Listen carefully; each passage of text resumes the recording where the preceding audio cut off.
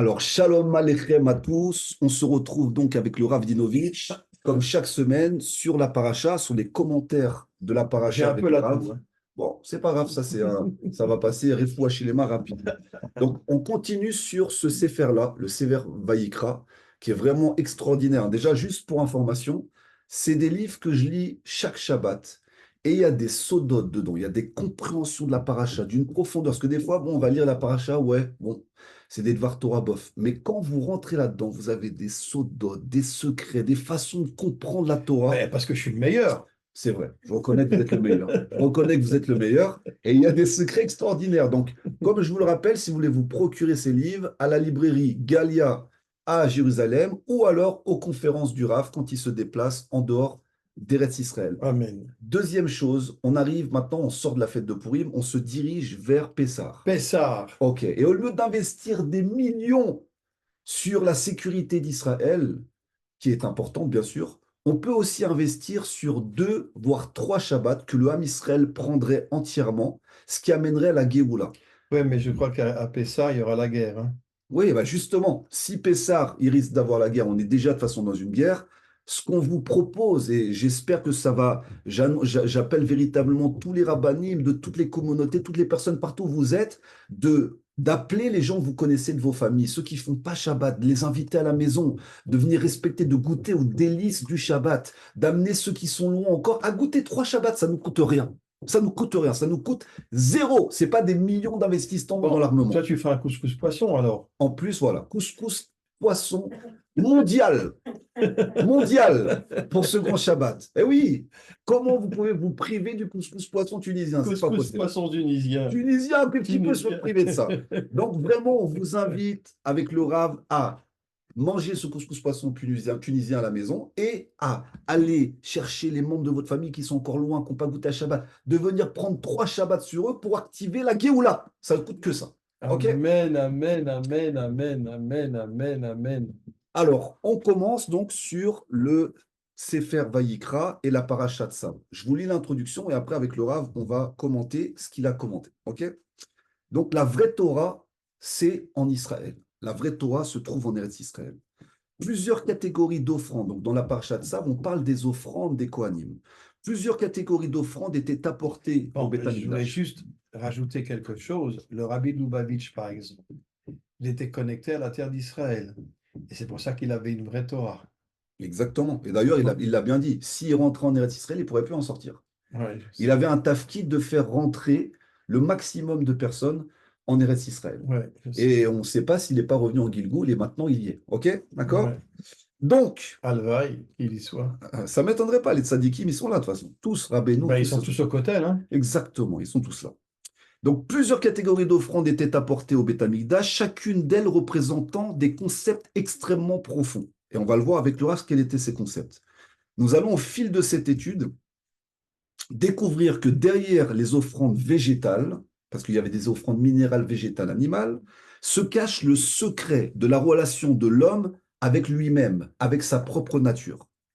Derrière l'offrande animale se cache le secret de la relation du peuple juif avec la terre d'Israël. Il y a un lien entre les offrandes animales et la terre Parce d'Israël. que quand on sacrifiait un animal, il montait jusque dans les mondes supérieurs, il changeait son effet BMI, il devenait un animal fort et il envoyait à Israël des forces inimaginables, des forces de la Bina. Alors, justement, par rapport à ça, j'ai vu des commentaires par rapport à la paracha de la semaine dernière et des gens qui ne comprennent pas les sacrifices animaliers, ils ne comprennent pas qu'on sacrifie un pauvre animal innocent, parce que c'est vrai que ça, quand on voit les choses comme ça, pourquoi on vient prendre la vie d'un animal, au final, pour le sacrifier à un dieu? Et pour le faire monter dans les mondes Oui, supérieurs. mais imaginez quelqu'un qui ne comprenait rien de tout ça, il dit, mais c'est quoi ça? On prend un animal, on lui ôte sa vie. Maintenant, qu'est-ce qu'on pourrait répondre? Regardez le système de la nature, comment il fonctionne. Un animal de proie, parce que si vous regardez bien, c'est que des animaux de proie, hein, ce sont des moutons, des agneaux, et des taureaux, c'est des animaux qui se font chasser dans la nature.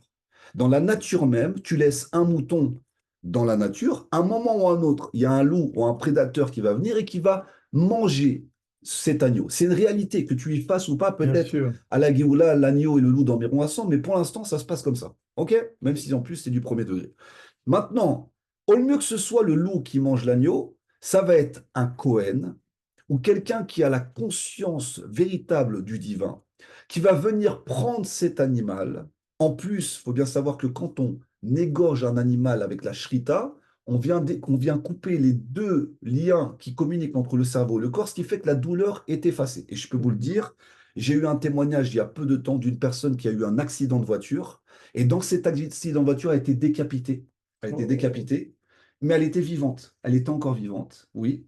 Et vu que là, ça a été coupé ici à ce niveau-là, Mhm. elle a ressenti aucune douleur. Pourtant, Voilà. sa moitié de sa tête, elle était décapitée. Donc la preuve, un témoignage d'une Et personne ils ont réelle, réparé la ils tête? ont réparé, ils ont remis des points de suture, ils ont réussi. C'était à deux doigts de la trachée, sinon elle perdait la vie. Donc Oh là voilà là. comment Hachem fait des miracles. Mais pour vous dire que cette personne-là, à moitié décapitée, et vu que cette partie-là elle a été tranchée, ne ressentait strictement rien. Donc ceux qui disent qu'il y a une souffrance animale dans la shrita, c'est faux. Le couteau est extrêmement aiguisé. La personne qui doit faire ça doit avoir une véritable crainte d'Hachem, une véritable ira de Shamaïm. Et quand ces deux sections-là sont coupées, c'est prouvé, je viens de vous donner un témoignage, et faites vos recherches, l'animal ne sent strictement rien. Absolument. Et on peut élever donc l'animal qui passe d'un stade minéral, végétal, animal dans l'être humain. Et dans cet animal, il y avait des nitsotsot d'êtres humains, parce qu'il y a ces cycles de réincarnation. Et on m'a déjà posé la question, donne-moi, s'il te plaît, une preuve qu'il y a la réincarnation dans la Torah, que ça existe dans le Chumash. Est-ce qu'il y a un endroit dans la Torah où on parle des Et Gilgul? les animaux montent dans les mondes supérieurs, ils montent jusque dans le monde de Hatzilut, et ils transforment leur âme animale en force inimaginable qu'ils transmettent après aux hommes. D'accord, mais la question qu'il me posait, c'était est-ce qu'il y a une preuve dans la Torah? Alors je lui ai dit, écoute, tu n'as même pas besoin d'aller chercher dans la Torah. Regarde dans la nature. Tu vois bien qu'il y a un cycle de la nature. L'être vit, il perd la vie, on l'enterre dans la terre, de cette terre il devient de la poussière, et cette poussière va être mangée par des vers, par des végétaux, par des minéraux qui vont être absorbés par des racines végétales, et Mhm. ainsi de suite. Et tu vois bien que, donc s'il y a une réincarnation que tu vois dans le cycle naturel, comprends bien que dans le cycle spirituel, c'est la même chose. Bien sûr. Il y a aussi ce cycle du Gilgul. Tu n'as même pas besoin d'aller dans la Torah, tu as juste à observer et regarder comment la Mais nature la fonctionne. Neshama est au niveau de la Bina. Le Nefesh, c'est la Malchut. Le Ruach, c'est l'unité. Et la Neshama, c'est la Bina. Exactement, Mhm. exactement. Et donc, Mhm. on voit, qu'on vous dites ça parce qu'on peut on peut se réincarner, on peut venir en Gilgul pour réparer toutes ces parties-là. Absolument. On peut venir trois fois pour le Nefesh, trois fois Mhm. pour le Ruach, trois fois pour le Neshama, trois fois pour la Chaya. Et il y a les Yerida, pour l'instant, personne n'a atteint ce Ouais. niveau de la Yerida. Le Mashiach atteindra la Yérida. Exactement, il n'y a que le Mashiach qui peut l'atteindre. Alors, donc, derrière l'offrande animale se cache le secret de la relation du peuple hébreu avec la terre d'Israël. Nous allons comprendre pourquoi le chametz, le pain levé, était interdit toute l'année dans le temple, sauf pendant la fête de Shavuot. Et nous éclaircirons le lien existant entre le don de la Torah et les prémices offertes au temple en Eretz Israël. Mhm. Et nous découvrirons finalement que la vraie Torah est celle qui est composée d'un corps, d'une âme, qui donne au peuple juif la force de tenir tête aux nations et de leur dire sans hésiter que cette terre est la nôtre pour l'éternité. Oui. La vraie Torah n'est donc pas celle de l'exil, mais celle du peuple hébreu Celle revenu en sur sa terre. Israël, bien sûr. Alors, justement, qu'est-ce que vous voulez dire par là? Pourquoi la Torah serait plus Parce que émette la en terre Israël? d'Israël est la seule terre qui est connectée directement à Dieu. Dans toutes les autres terres, on n'est pas connecté à Dieu. La terre d'Israël est la seule qui est connectée directement à Dieu. Dieu, Hachem.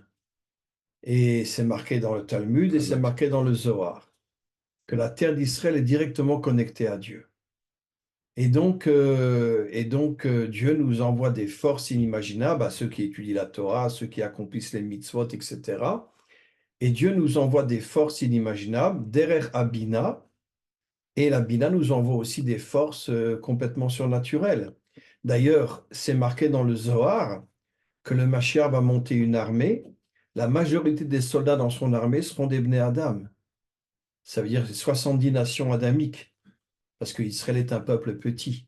N'oublions pas qu'Israël aujourd'hui est infiltré de Erev-Rav, etc. Donc, en fait, ce que vous voulez dire, par rapport à ce que vous avez dit justement sur la terre d'Israël, c'est-à-dire que vous avez dit quelque chose d'important.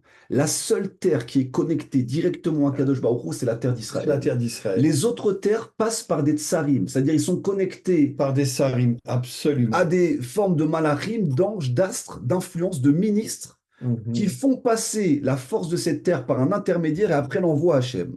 Donc le seul endroit où on peut véritablement vivre une connexion directe pour l'instant Avec avec Hachem, Hachem, c'est dans la terre c'est dans la d'Israël. terre d'Israël. Donc Voilà. le fait que le peuple Bon, hébreu, n'oublions pas qu'aujourd'hui, la Malchoute est complètement tombée. Elle est tombée entre les mains des politiciens. Et les politiciens sont de véritables crapules, tous, y compris en Israël. Et le Mashiach va ramener la Malchoute, il va la faire monter jusqu'au Keter, jusqu'à la couronne, et après il va la redonner à Dieu. alors donc c'est sûr qu'il y a pour l'instant parce que vous m'avez parlé des tsarim, ça voudrait dire que, est-ce que, justement par rapport à ce que vous avez dit, est-ce que les politiciens corrompus ou détournants ici, est-ce qu'ils peuvent passer au-delà de la direction d'Hachem ici? C'est-à-dire, est-ce Ah, qu'ils pourraient alors, détourner? c'est marqué dans le Zohar que le Mashiach va se battre contre tous les politiciens, contre toute la finance, contre la mafia, et il va gagner. Il va les tuer, il va les chasser de ce monde, et après, il ne restera que des gens authentiques. Les 70 nations adamiques sont des gens authentiques, sont descendants d'Adam et Ève. Il restera quelques autres peuples aussi qui seront des gens magnifiques, et tous viendront dans le troisième temple pour pouvoir célébrer la tfila. Mais est-ce que ça ne veut pas dire, parce que si, par exemple, et on le voit, il y a une corruption dans le monde politique et autres, et même religieux ici en Israël, si c'est Hachem qui dirige, ils peuvent rien faire. C'est-à-dire, même s'ils pensent, eux, Hachem dirige, mais Hachem est caché pour oui, mais ils peuvent l'instant. rien faire, arabe. Si c'est, la question que je vous pose, c'est si, par exemple, c'est Hachem qui dirige sur cette terre, Mais oui, mais même, attends, et les prostituées, et la oui, mafia, on est etc. d'accord, mais tout ça, au final, ça sert d'une manière ou d'une autre, par Aman ou par Mordechai, peu importe la manière. Le problème, c'est que ce que ça va engendrer. Mais d'une manière ou d'une autre, ça va servir les plans d'Hachem sur la Mais terre bien d'Israël. sûr, évidemment. C'est-à-dire, par exemple, on pourrait dire, bon, comment c'est Mais possible? c'est marqué dans la guerre de Gog que Hachem va envoyer des pierres énormes sur tous les soldats européens et musulmans, et ils vont tous mourir. Oui, donc ça, c'est la guerre de Gog et Magog. Voilà. Mais par rapport à la terre d'Israël, par exemple, on a pu se dire, à un moment, peut-être, on voit par exemple le monde religieux, quand il a vu le mouvement sioniste, laïque, politique, venir en Israël à la revenue du peuple hébreu sur sa tête, sur sa terre, bah, on aurait pu se dire, quel est ce mouvement de juifs qui ne pratiquent pas la Torah, qui viennent s'installer sur la terre d'Israël pour fonder une nation, alors qu'ils n'appliquent pas la Torah. Mais bien sûr, Mais, et je veux te dire, la majorité des Juifs sont laïcs aujourd'hui, ouais, hein. mais Araf, ce que je veux dire, regardez ce qu'ils disent le Rav Kook. Le Rav Kook, il dit, peu importe, faut arrêter de distinguer laïque et soi-disant religieux, puisque la volonté qui prime sur la terre d'Israël, c'est la volonté d'Hachem. Donc il peut utiliser Mais il y a beaucoup des de laïcs qui costumes. font teshuva. Tu sais qu'à Bien l'armée, sûr, il y a beaucoup de laïcs qui ont fait teshuva. bien sûr, bien sûr. Énormément de laïcs qui ont fait teshuva et qui sont devenus religieux avec une kippa sur la tête, etc. Et pourquoi?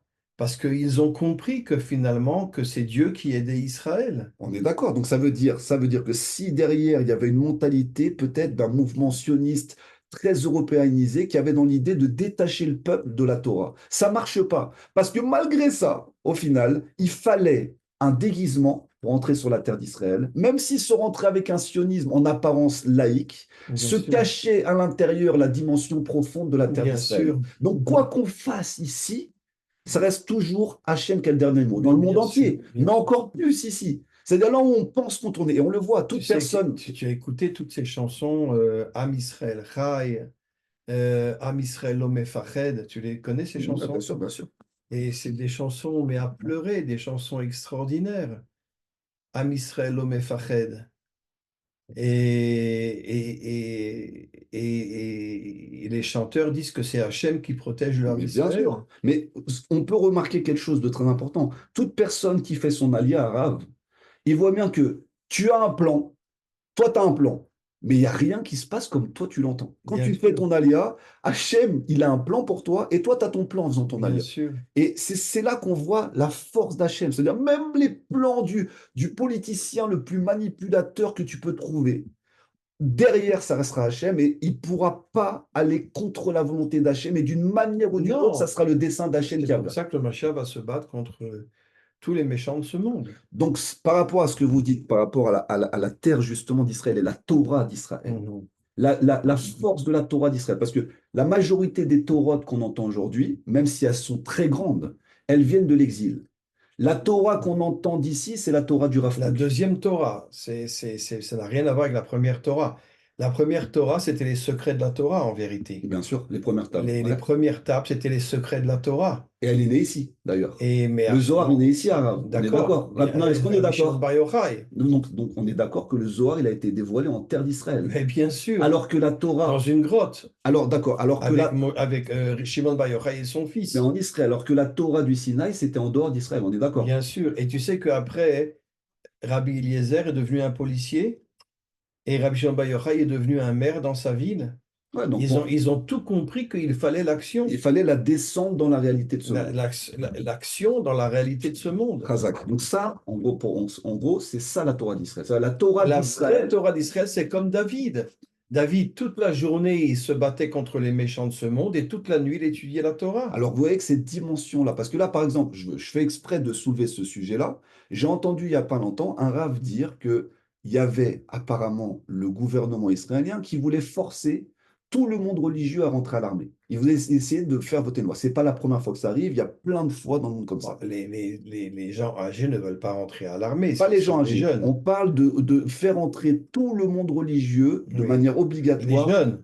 Bien sûr, qui ont en âge de faire Mais moi, l'armée. j'étais rave à l'armée jusqu'au Corona et j'enseignais la Torah aux orthodoxes, Oui, mais là, qui étaient des gens mais exceptionnels. c'est pas le problème arabe. Là, c'est qu'on veut forcer le monde religieux à rentrer dans l'armée.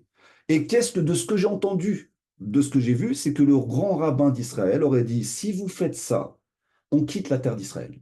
C'est-à-dire, Quoi? si vous faites ça, C'est un taré. alors, c'est pour ça que je vous dis, arabe, la question, elle est là. C'est-à-dire, si vous faites ça, alors maintenant, attention, il y a des Tu choses sais qui. qu'il y a des milliers d'orthodoxes qui sont à l'armée Oui, mais aujourd'hui. arabe, attendez. C'est-à-dire, on peut dire ça, on peut essayer de comprendre, parce qu'il faut faire attention à mettre des nuances. On est venu sur la terre d'Israël pour appliquer la Torah. Bien D'accord? sûr. La terre d'Israël sans la Torah, ça marche pas. Mais, Pourquoi on a. Attendez, mais les arabe. orthodoxes étudient la Torah aussi. Je sais, mais c'est pas ça le problème. Là, le problème, c'est qu'on veut forcer le monde toraïque à rentrer à l'armée. Et de ce que j'ai entendu, il faut vérifier, et on ne sait pas ce qu'il a dit, et ce grand rab d'Israël a sûrement ses raisons, il faut faire attention. D'accord? Mais le problème, c'est qu'il a dit, si vous nous forcez, le monde religieux, on quitte la terre d'Israël. D'accord? Pourquoi? Parce que selon ce que j'ai compris, le plus important, c'est la Torah. D'accord? Mais la question Mais est, les orthodoxes étudient la Torah aussi. Ils ont tous les jours des cours de Torah. non, mais c'est normal que les orthodoxes ont des cours de Torah. C'est pas le problème, c'est pas Oui. la Torah, c'est l'armée. On veut, et oui, c'est ça que vous voulez dire, j'ai compris. C'est-à-dire que tous les Mais jours, le ils en soir, ont. ils étudient la Oui, Torah. ok, j'avais pas Moi, compris. je les ai Ok, vus. ok. Ce que vous voulez dire, c'est qu'à l'armée, il y a quand même une étude de Torah. Et c'est Mais ça le problème. évidemment, à l'armée, il y a une étude de Torah des orthodoxes, Mais c'est ça, même des datim. ouais, mais Les datim étudient la Torah aussi. c'est ça le problème, Arav. Parce que, regardez, normalement, ce qu'on aurait pu entendre des représentants religieux du monde thoraïque, et ce qui me dérange, je ne connais pas toute l'affaire, donc on fait attention dans la manière dont on parle, mais on aurait pu entendre, OK, on est d'accord de tous faire l'armée. Parce que de toute façon, dans la Torah, c'est que les Et parce que tzadikim le qui corps, font c'est l'armée. l'action. C'est que Et les orthodoxes, ils ont compris qu'ils avaient besoin du corps pour Ouais, mais là, l'action. c'est pas le cas. Là, le représentant du monde orthodoxe, il dit, si vous nous forcez à rentrer tout dans l'armée, on quitte la terre d'Israël. Maintenant, ce qu'on aurait pu entendre du monde toaïque, on aurait pu entendre, OK, on accepte, parce que c'est normal que nos fils aussi, nos enfants, participent à une milchemet mitzvah. Mais Bien dans sûr. ces cas-là, il faut que ce soit il faut que l'armée établisse tout ce qu'il faut pour qu'on puisse vivre la Torah à l'intérieur de l'armée. Et aussi, de l'autre côté, et ce qui est important, on doit aussi demander au monde laïque de venir apprendre la Torah. Il faut que ça marche dans les deux sens. D'un côté, Eh ben, je vais te dire, Eliaou, quand moi j'enseignais la Torah aux orthodoxes, j'avais plein de laïcs qui bien venaient, sûr, bien sûr, qui bien sûr. rentraient dans le D'accord. Beth Midrash bien dans sûr. la salle où j'enseignais, qui se mettaient de côté, sans qu'ils passent sur la tête, sans rien, des hommes, des femmes, et qui écoutaient, et qui écoutaient mes Dvar Torah, qui écoutaient ce que je disais. Mais j'ai pas de doute arabe. Et une fois, je suis venu près d'un laïc, et je lui ai dit une chose absolument incroyable. Je lui ai dit, mais pourquoi tu n'as pas de kippa sur la tête? C'est ce qu'il m'a répondu. Il m'a dit, Rav, j'ai pas de kippa sur la tête, mais j'adore vos cours. Baruch Hashem. Mais C'est là, ce c'est qu'il m'a des dit. individus arabes. Là, on parle des institutions. Oui. Les individus, j'ai pas de doute qu'il y ait des laïcs, des orthodoxes qui veulent faire l'armée. Mais au niveau des représentants, normalement, et depuis le temps que ça dure, c'est pas nouveau ce sujet-là, parce qu'on parle de la véritable Torah d'Israël. La Torah d'Israël faisait que les tzadikim devaient C'est la partir au sagesse de combat. Dieu, la Torah d'Israël. Oui, mais arabe, les tzadikim devaient partir en combat en premier. C'est eux qui devaient Mais dans partir à la l'armée guerre. de David, c'était que des tzadikim. Voilà. Donc, comment ça se fait, la question que je pose, que le monde thoraïque ne se lève pas en disant, nous, on est d'accord d'aller au combat, mais on veut que toute la direction soit faite de manière thoraïque. C'est la seule chose qui nous freine. C'est pas qu'on ne veut pas aller au combat, c'est qu'on a peur que nos enfants, que l'enseignement de la Torah se perde parce qu'on veut nous formater d'une certaine manière. Et c'est dommage, et peut-être ça se dit, hein, j'ai pas entendu tout le monde, mais c'est dommage qu'on n'entende pas aussi le monde thoraïque dire, nous, on veut aussi participer à l'effort de guerre, notre peuple est en danger, Mais tu on ne veut peux aller pas, au combat. tu peux pas imaginer le nombre de jeunes orthodoxes qui rentrent à Mais l'armée, oui, mais ils mais sont... dans les unités Oui, combattantes. mais ça crée toujours un peu de problème. Vous savez bien, Rav, dans le monde orthodoxe, rentrer dans l'armée, il y a encore aussi une certaine vision que tu ne dois ne faire qu'étudier la Torah. Tu dois étudier la Torah, étudier la Torah. Mais tu ne peux pas que étudier la Torah. Tu as un corps. Ben, Le on est corps est dans d'accord. Ben, l'action. c'est toute la discussion sur la Torah d'Israël. Bon, Là, j'ai déjà dit 1000 fois cette chose-là, mais la première fois que j'étais à l'armée, j'ai dit la plus grande bêtise de ma vie. J'étais devant les orthodoxes et je leur ai dit, vous êtes à l'armée pourquoi? Pour pouvoir après étudier, pour pouvoir après travailler, etc. Il y en a un qui s'est levé, j'ai déjà dit 1000 fois, il a tapé sur la table, j'ai pleuré, et il m'a dit, Rav, vous comprenez rien du tout. Nous, on est là pour protéger le Ham Israël. On n'est pas là ni pour travailler, ni pour ci, ni pour ça. On est là pour protéger le Ham Israël. Je me suis levé, je l'ai serré dans mes bras, et j'arrêtais pas de pleurer. Et, et après, tu sais ce qu'il m'a dit? Il m'a dit, Rav, ne répétez pas ce que vous avez dit. Nous sommes tous des orthodoxes et nous sommes tous là pour protéger le Ham bien Israël. sûr, mais j'ai pas de doute sur le domaine individuel. Je parle des représentants. C'est-à-dire que d'un côté, il y a un État laïque, démocratique, qui considère que c'est pas normal que nos enfants vont à la guerre, vont à l'armée, et les enfants du monde religieux thoraïque n'y vont pas. Ce que je peux comprendre, parce que quand on voit tes enfants à la guerre, Mais la c'est la vraie majorité des guerre. orthodoxes sont dans les unités Non, c'est pas combattantes, vrai, hein. arabe. La majorité des orthodoxes ne sont pas dans le monde combattant. La majorité, pour l'instant, qui est Mais dans moi, je les ai l'armée, vus dans les Givati, dans les parachutistes, ils etc. sont dedans, mais c'est pas la majorité du peuple. La majorité du peuple, c'est la majorité des laïcs. Et depuis plusieurs années, il y a le monde religieux orthodoxe qui commence à rentrer dans des Oui, bien unités. Mais sûr. il y a toujours eu un problème en Israël, dans le sens que d'un côté, le monde laïque force le monde thoraïque, et je peux comprendre, parce que eux font la guerre et font l'armée, et vous savez très bien que c'est plus facile de lire les Télim et d'étudier la Torah que d'être sur le front et d'être face à la mort. Oui, mais d'un autre côté, regarde, David Ameller, toute la journée, il se battait contre les méchants et toute la nuit, il étudiait la Torah. Il avait tout compris, David Ameller. Et c'est ce que moi, je n'arrête pas de répéter aux orthodoxes. Mais ça, c'est la Tu solution, arabe. comprends? Là, vous donnez la solution. Je vais te dire, Bien sûr. Mais là, vous donnez la solution arabe. La solution, bien sûr, c'est que, justement, le monde laïque a étudié la Torah pour se renforcer. Pourquoi? Pourquoi je vous dis ça? Parce qu'il y a beaucoup de soldats qui reviennent de la guerre, qui sont traumatisés. bien sûr, Pourquoi? Parce qu'ils n'ont pas la dimension. Pourquoi j'ai fait ça? bien Pourquoi je sûr, combats? Maintenant, si tu vas au combat parce que tu comprends que c'est la terre du Ham Israël, bien tu sûr. comprends que c'est une mitzvah, tu comprends que c'est écrit, on ne négocie pas avec les terroristes. Je donne un exemple. Regardez ce qui se passe en Russie. Il y a eu un attentat en Russie. Regardez comment. Il y a eu plein de morts. Oui, mais regardez C'est comment. les Arabes qui ont D'accord, fait mais par exemple, le regardez. Daesh. Oui, mais regardez comment Poutine il traite les terroristes. Il n'y a pas de scrupules. C'est-à-dire, il les a torturés, il leur a fait manger leur oreille, il leur a mis dans les prisons les plus dures de Russie, et il n'y a pas de pitié. Israël est Il les a constant. torturés. Il les a torturés. Daesh. Oui, bref, ceux qui sont envoyés par on ne sait pas qui derrière, en tout cas ceux qui ont fait des attentats.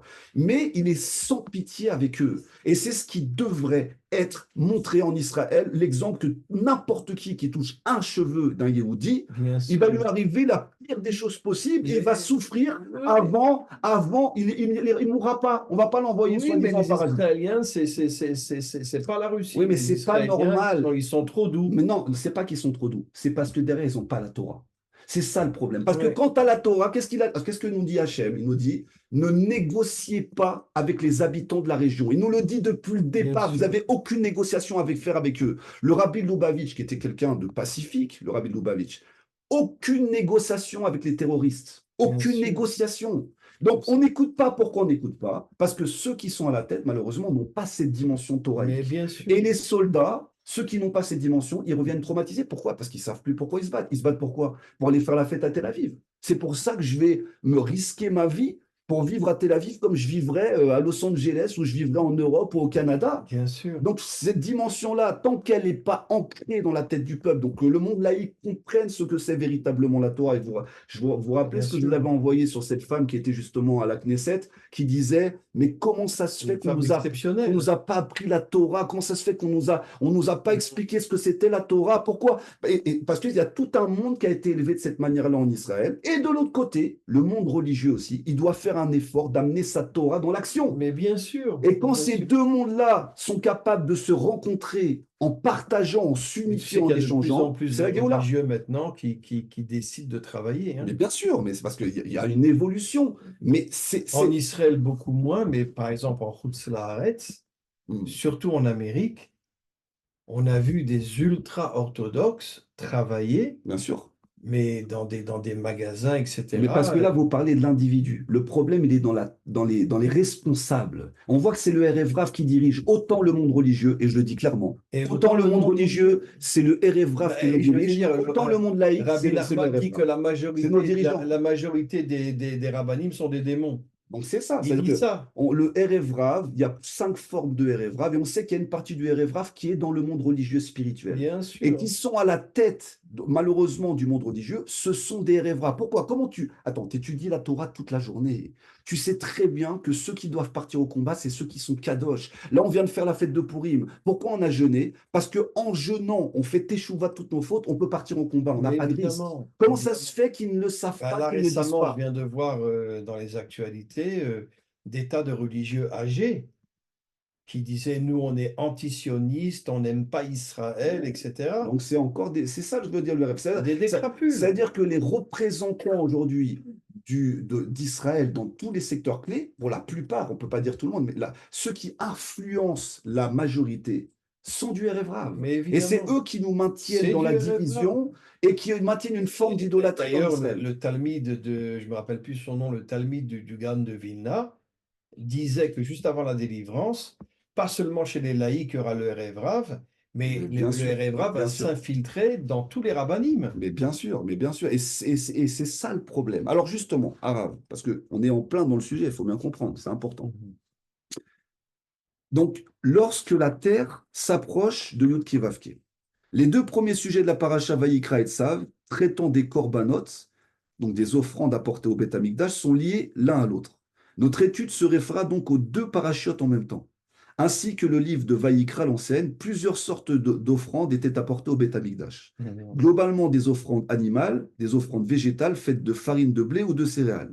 Il existait plusieurs façons de les offrir. La personne pouvait par exemple apporter l'offrande minra en arrosant la farine d'huile et en y ajoutant des herbes aromatisées. On pouvait aussi apporter cuite au four comme un pain ou bien frite sur une sorte de poêle comme des crêpes ou des beignets. Ok.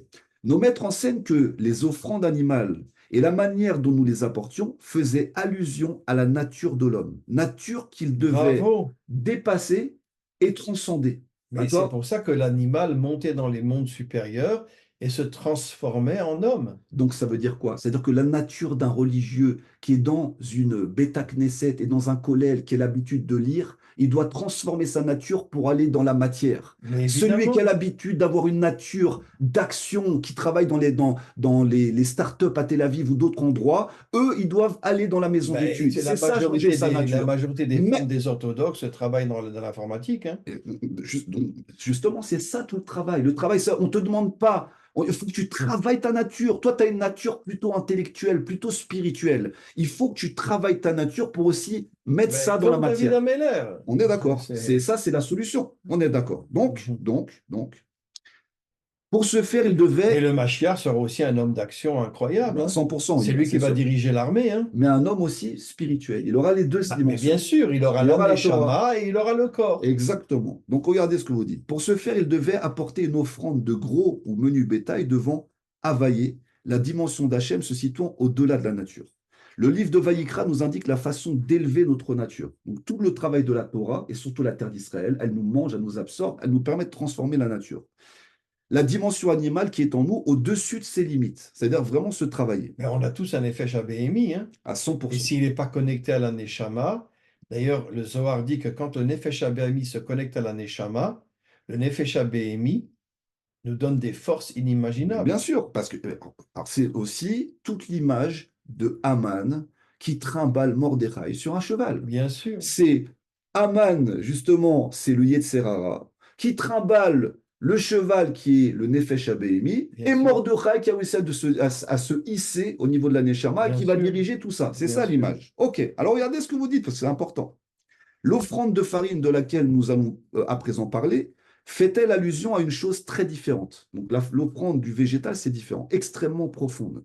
Elle n'est plus l'expression du rapport de l'homme avec lui-même, avec sa nature profonde, mais du rapport de l'homme avec la terre, qui est la terre d'Israël. Bien sûr. Nous le comprenons du texte Et la lui-même. terre d'Israël est directement connectée à Dieu. Alors, c'est ce qui nous relie justement à la partie Mhm, végétale. Regardez comment vous le dites. La mincha, donc l'office mincha, offrande végétale, était composée de céréales qui poussaient donc en terre d'Israël. Celles qui poussaient hors de la terre étaient interdites à la Vodat Hashem. On ne pouvait pas l'utiliser, que mhm, celles qui poussent ici. Cette offrande était donc une façon d'élever la terre d'Israël jusqu'à Yud Vavke. Ce n'est plus Adam qui agrive, l'homme qui s'approche, mais la terre d'Israël qui s'approche, donnant son fruit essentiel, bien la sûr, récolte du blé, le pain, à Yud Kevavke. bien sûr. Et la Torah nous dévoile le message caché derrière cette offrande de farine. Tout levain ou tout sucre fermenté ne pourront être apportés devant Hachem. La mintra était confectionnée telle une matzah, un pain azim, une matzot, on est en direction de Mhm, Pessah, un pain non fermenté.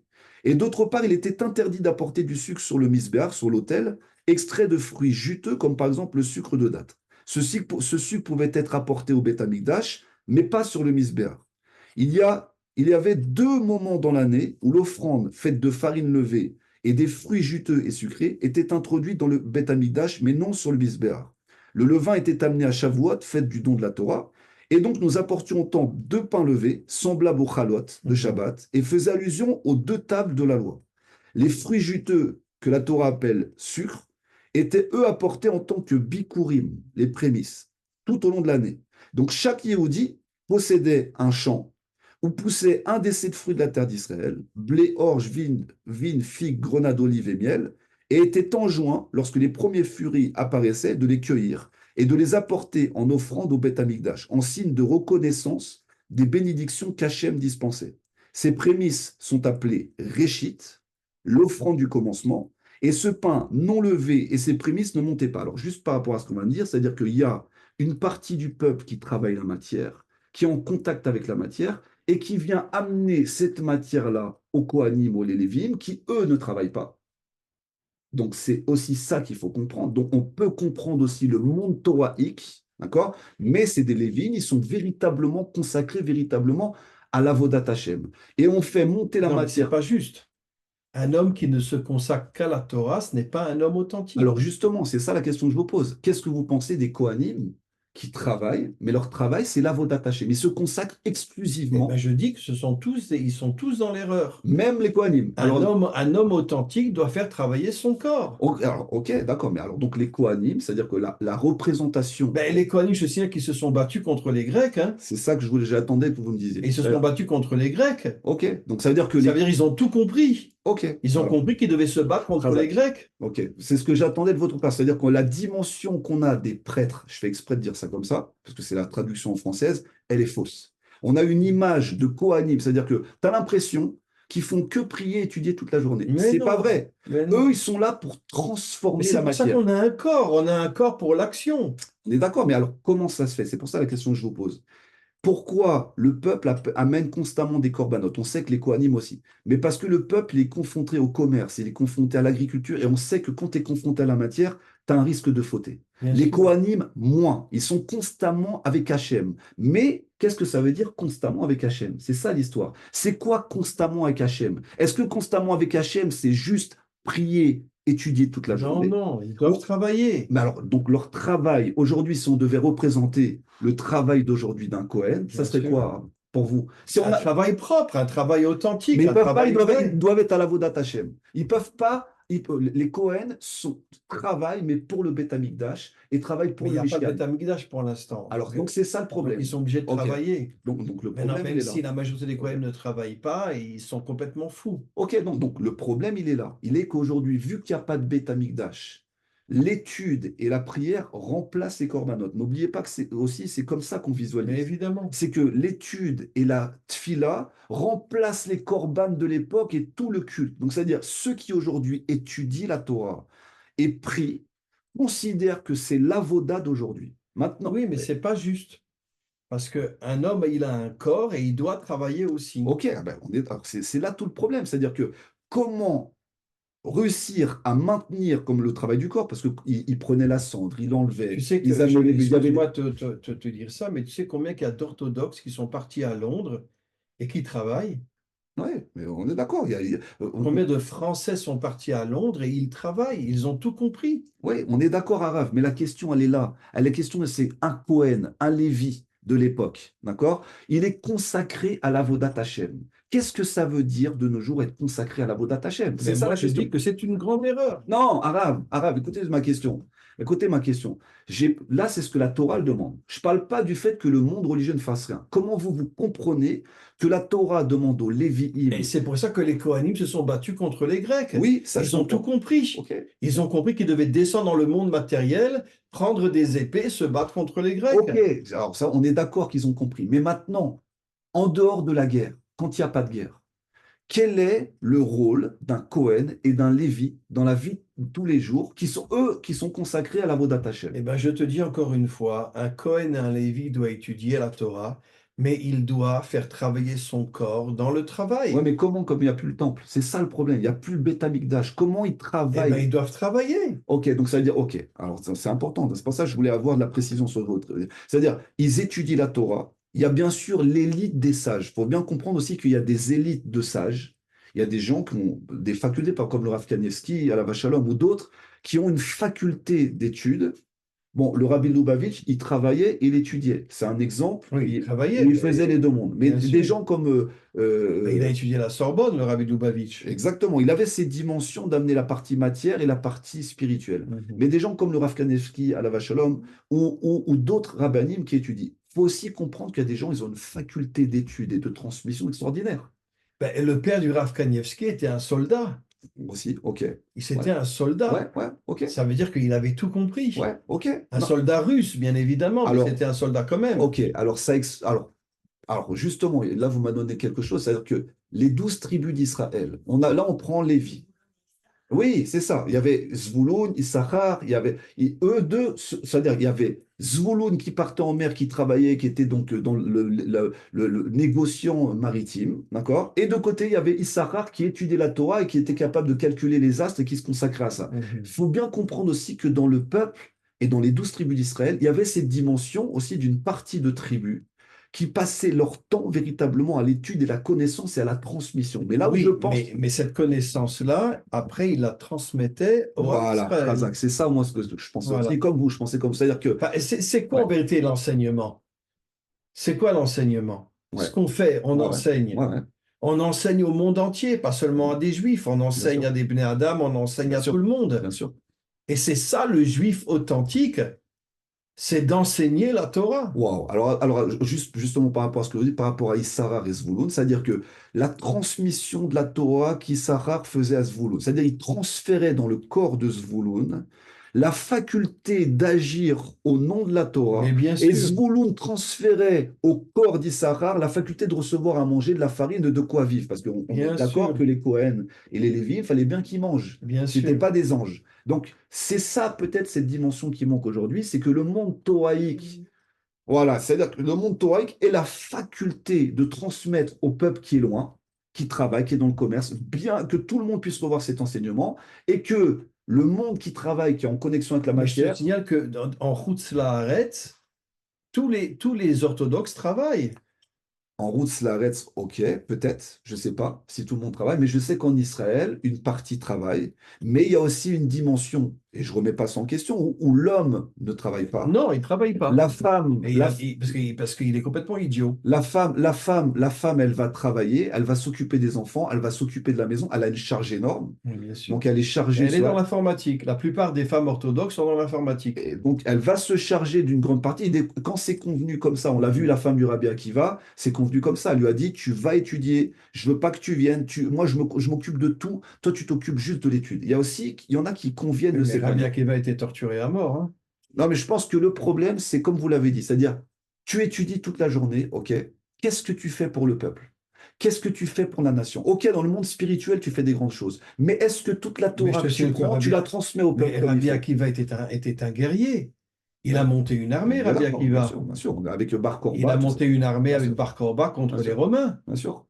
Ça veut dire qu'en vérité, les Tanaïm et les Amoraïm étaient des hommes d'action. Donc on revient toujours à la même chose, Arav. D'un côté, il y a le prophète, d'accord, Shmuel, et d'un côté, il y a le roi, David. Et on ne peut pas vivre sans ces deux dimensions. Pour moi, Bien la Torah sûr, d'Israël, c'est ces deux dimensions-là réunies. C'est-à-dire bien le sûr. prophète qui va faire attention au roi qui soit toujours dans le derrière de la Torah et la volonté divine, et le roi qui doit avoir un Sefer Torah sur lui tout le temps, mais qui est dans le domaine de l'action. Le Ces domaine de l'action. deux-là sont indissociables.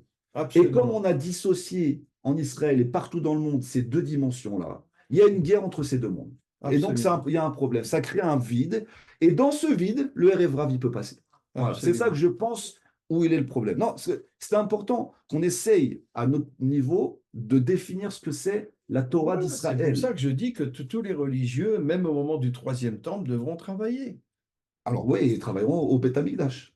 Comment? Ils travailleront au Beth Amikdash. Bien sûr, mais c'est du travail quand On même. est d'accord, vous avez raison. Et c'est bien. Sacrifier les bêtes, etc., c'est du travail. Exactement, les Bon, bien que dans le effectivement. Ouais. troisième temple, il n'y aura plus de sacrifice, hein. C'est marqué dans le Zohar Ah, je voulais vous que dans parler de le ça. troisième temple, il n'y aura plus de sacrifice. Alors, je voulais vous parler de ça, justement. Je sais que le Baal Shem Tov, il dit justement, et donc c'est sûrement tiré du Zohar, que pour lui, il n'y aura plus de corbanotes Il n'y aura plus de korbanot dans le animaliers, troisième temple. mais il y aura des corbanotes végétales. Il dit qu'il Oui, n'y aura que ça la oui. partie végétale. Mais on sacrifiera plus des bêtes. Mais tout le monde n'est pas d'accord. Il y en a qui disent que ça continuera. C'est-à-dire qu'il y en a qui Oui, disent, je crois qu'il y en a qui disent que ça va continuer parce qu'il y a encore des nitsotsot qui sont oui, oui. enfermés dans la partie animale qu'il va falloir élever Non, mais le pour faire Zohar, dit- monter de le stade. Zohar dit que dans le troisième temple, il n'y aura plus de Il y aura plus. Mais ça, sacrifice. non, mais ça m'étonne pas. Ça m'étonne pas ce que vous dites parce que le but à la base, c'était quoi? C'était pas qu'il y ait un temple ni un Mishkan. Le Mhm. temple, ça devait être nous-mêmes. Ça devait être à l'intérieur de nous. Pour ça, on a dû reproduire avec ce que Dans Hachem le nous a donné, tout troisième ça. temple, ça sera la Torah et la prière. La Torah, la prière et le temple, il sera où? Comment? Là. Le temple, ça sera Mais, l'être humain. mais c'est marqué dans la Torah que le temple, il est dans tous les, Dans dans l'humain. tout, dans tout l'humain. Vous savez ce que je pense vraiment? Je pense que le Ham Israël va se dresser à un niveau de compréhension où le Beth Amikdash sera à l'intérieur du Ham Israël. Donc il sera. Pourquoi on dit le Beth Amikdash, il sera éternel? Parce que tu ne peux pas détruire une idée qui est éternellement à Mais l'intérieur de l'être. absolument.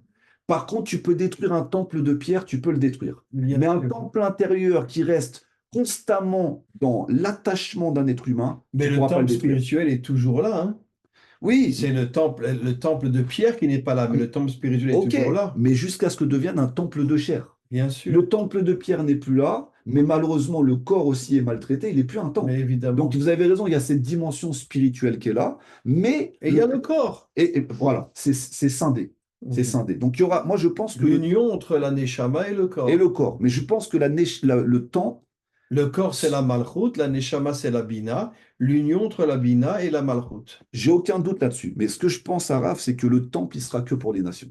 Ce que je pense, c'est que les nations qui ont pas encore monté d'un stade, qui vont recevoir la Torah, ils vont recevoir les 7 lois noahides, nous, on servira tous en tant que Kohanim, on deviendra tous des Kohanim, et les justes parmi les nations qui auront accepté les lois noahides, eux viendront au temple et nous fera capara et réparation de l'élévation Mais des bien nations sûr, qui vont devenir Israël. Parce que c'est ça qui est annoncé. Les Mais nations vont évidemment. devenir Israël, Israël va devenir Cohen. bien sûr. Donc voilà ce que je pense. Je pense que le temple, ça sera surtout pour les nations. Pourquoi on dit que ça sera la maison de Et tous le les peuples? troisième temple sera universel, sera pour toutes les Pour nations. les nations. Et nous, on remplira notre rôle de prince, de Cohen. Bien sûr. Voilà qu'est-ce que je pense. Magnifique. Merci beaucoup, Arav. On se retrouve la semaine prochaine pour la suite de cette paracha extraordinaire.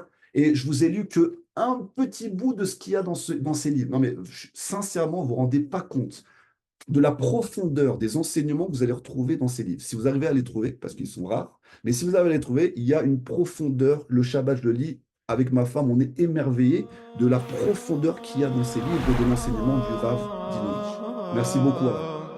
מה השם רוצה שיהיה בדור? מה הוא רוצה? שיהיה שנאה? שאלו יהיו במחלוקת עם אלו? זה לא התורה שלנו, זה לא מה שקיבלנו בסיני, זה לא מה שהוא נתן לנו. אין תחרות, בתורה אין תחרות, בתורה אין את זה, אין, גם בשמיים אין. אם לא יהיה אהבת חינם, אם לא יפסיקו לדבר לשון הרע, לא יאהבו אחד את השני, זה העבירה הכי גדולה, זה יותר מהכל.